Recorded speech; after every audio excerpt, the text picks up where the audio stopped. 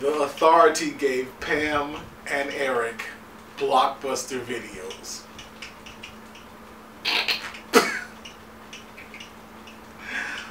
Woo! Okay, True Blood. Let's talk. So, I'm officially back on the True Blood bandwagon.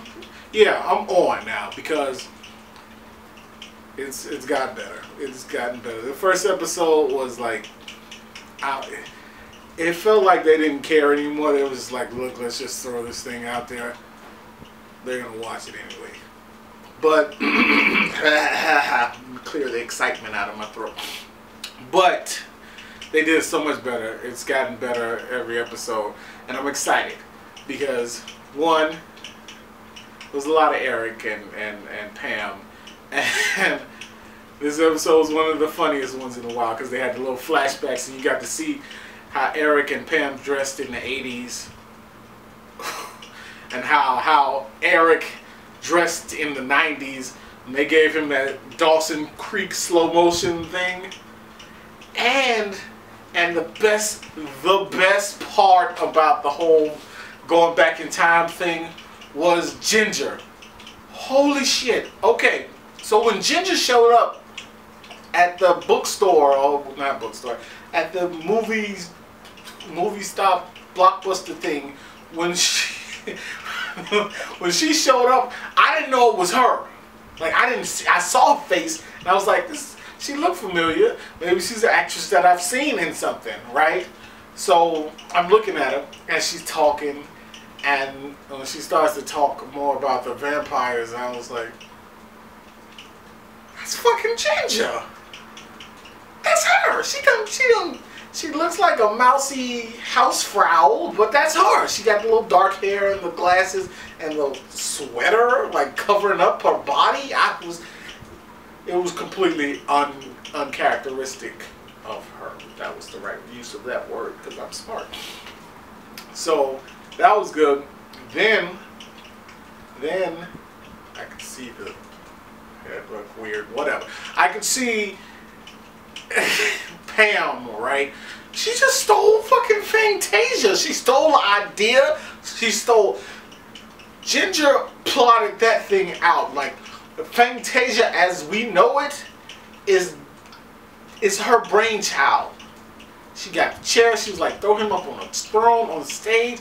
We have people coming in, vampires and humans alike. We drink wine, we drink liquor, we drink blood, we just get it all mixed together, and it'll be a great club. You don't have to keep this place blockbuster videos. Guess what? DVDs are coming out soon, and after that, they're just going to be streaming shit. So, you know, this is going to be outdated like a mug. We can do this. So Pam bitch ass just going to steal the idea. She going to glamour, she glamours her and steals the idea and gave it to Eric. Which Eric probably was like, he's so smooth. He gave her like the attention and the emotion that she needed because she came up with such a brilliant idea. And this bitch stole it.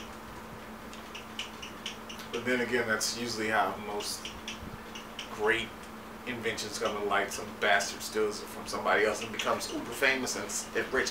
I'm going off. Let me get back on track. Bam, we're back. So that was, for me, that was the best part of this episode.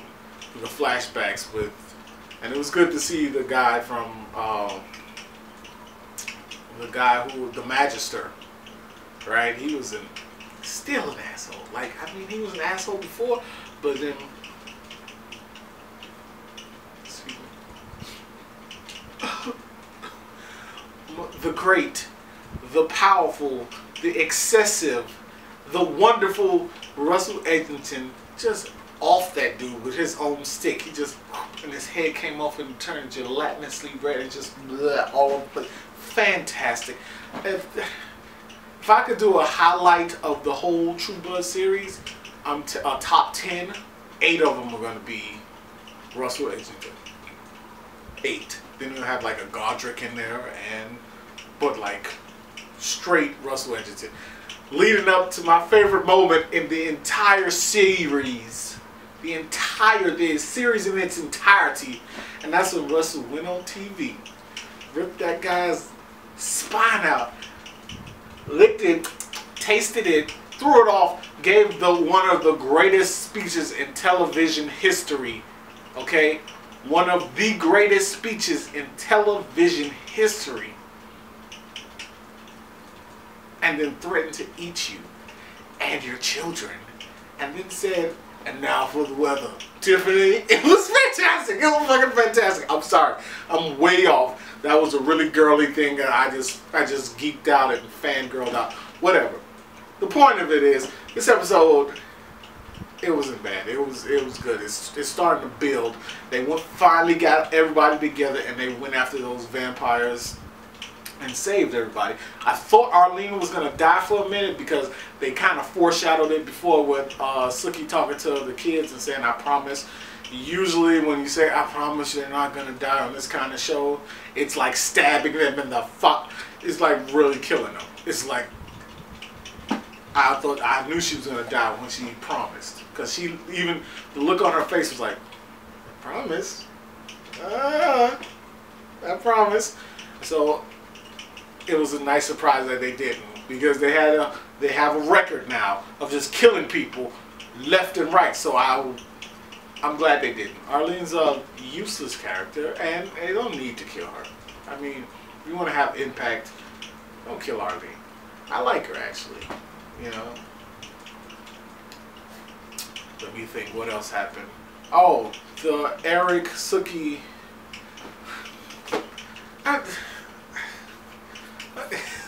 Sookie just can't help herself. She loves to slide right back into that old mentality. Like, whatchamacallit hadn't been dead like 6 hours. Okay? Alcide hasn't been dead like 6 hours. Okay, probably. It's nighttime. He died in the morning. It's night. Whatever.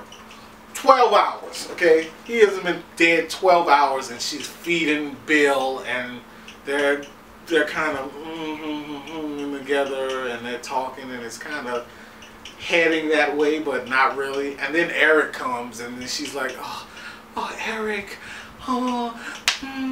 flutters and all this. I'm like, oh my God, the dude's not even cold. He's not even cold. He's not even cold. Cold him, not even. But they had a very, like, because she has chemistry with each one of them, and they all feed a specific part of her psyche, probably. Maybe that's analyzing too deep, but I think they all give her something that the other one doesn't. So if her perfect man would be all three of them wrapped together. Okay, so you got this big giant 6-foot Nordic werewolf with a southern accent. That would be her ideal man. Yeah, look, Sookie confuses me, and I because I want to say it's a woman thing, but I don't want to bring it to that place. Even though women do questionable things, that the logic doesn't come into. You can't compassionalize. That's not even a word. That's how crazy it is. It's making me make up words. Compassionalize. I don't know what that means.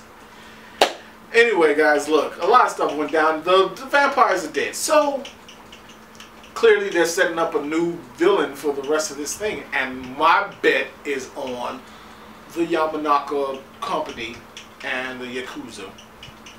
That's my bet. I don't know why they would have reason to fight, but it's going to happen, and I'll be proven right. I guarantee it, because I'm just like that meme with the guy, and he's like, "You're going to catch herpes. I guarantee it."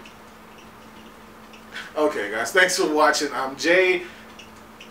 You can click the subscribe. You can like this video. Check out my other channel. It's all in the description below. Please join my family. Join my friend. I'm going to stop talking. Okay, guys, deuces.